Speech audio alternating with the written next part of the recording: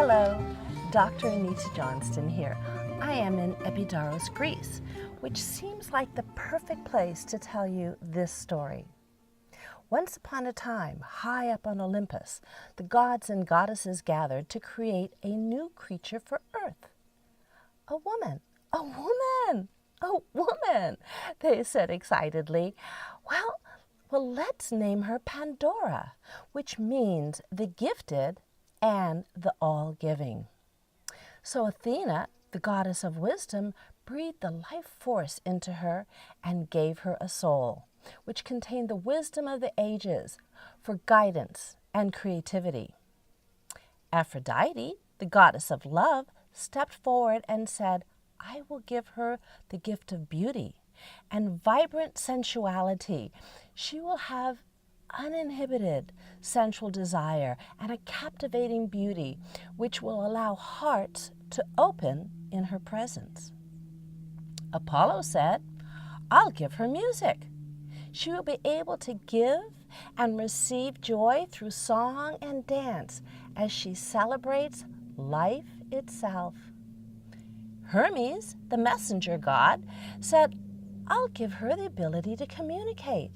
She will be able to listen without judgment and use her words eloquently and speak her truth clearly, kindly, and honestly. Then Hephaestus, the blacksmith of the gods, began to fashion a body for her using water and earth, creating a three-dimensional container that was strong enough to serve as a vessel for her consciousness. He said, I'll give her the 3 dimensions of height and weight and depth. And he began to forge a dazzlingly beautiful body with gorgeous curves and rounded features, the likes of which had never been seen before. A woman's body. And when Hephaestus had completed her body, Hera, interestingly enough, the goddess of marriage, gave her a most interesting gift, which she placed in the very core of her being. It was the gift of curiosity. And then the gods and goddesses decided to add another dimension, time, the ability to conceive of past, present, and future. Now, much later, because these myths get told and retold, in the writing of this myth, that vessel that Hephaestus created was described as an external box or a jar. But in the original version, it was her body that was the container. Now, the story goes that Pandora was cautioned there would be irreversible consequences if she opened the box and looked inside. And so for some time, she obeyed the warnings against doing so. But Hera's gift was too strong, and it was only a matter of time before she opened up and looked inside. Immediately, from the vessel surged the awareness of separation and duality, and feelings of angst and isolation poured out. And as the laws of cause and effect emerged, they brought forth feelings of betrayal and regret and disappointment. The cultural dictates of right and wrong emerged, and they brought forth feelings of betrayal and feelings of shame and guilt. The realities of old age, sickness, and death overwhelmed her, and she was flooded with feelings of fear and body hatred. As awareness of abuse, neglect, violence emerged into her consciousness, there was grief and heartbreak and feelings of unworthiness that came tumbling out. Pandora trembled as more frightening emotions poured forth with each conscious discovery. There was jealousy and lust, grief, heartbreak, terror, frustration, discouragement, rage, loneliness, confusion, and flashes of insanity. This is what she had been warned about should she dare to open the lid to her own dark interior.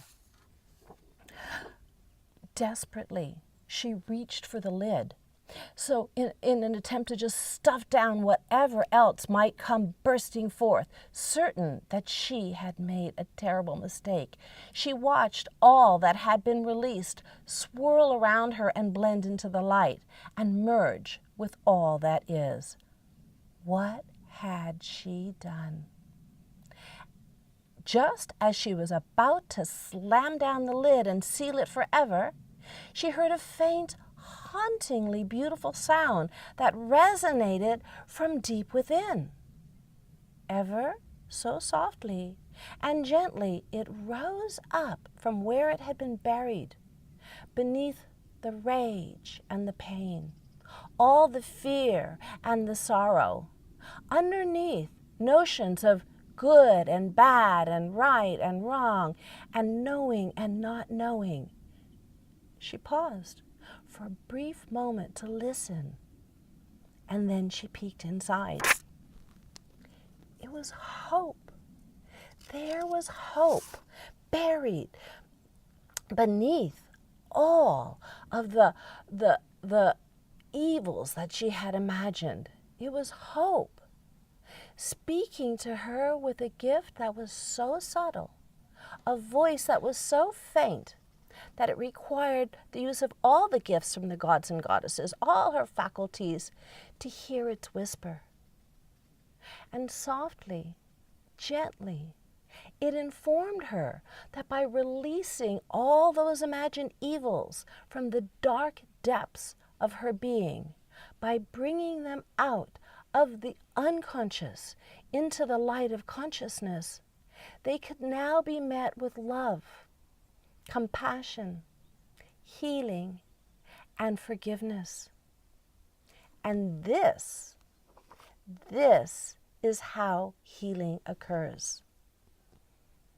So here we have an ancient myth that tells us how important it is to be curious, to look deep inside yourself without judgment, to summon the courage through curiosity to look at those dark aspects of our being that we imagine to be evil, that we imagine are bad or wrong. Because only then, when we look inside and bring it to consciousness, buried right there, beneath it, in that process of looking inside ourselves, of daring to take a peek, only then can that be released into the light of consciousness. And that is how all of us heal. So, from the Light of the Moon in Greece, thanks for joining me for this story. And I invite you now to look inside. Use your curiosity, not your judgment, and take a peek.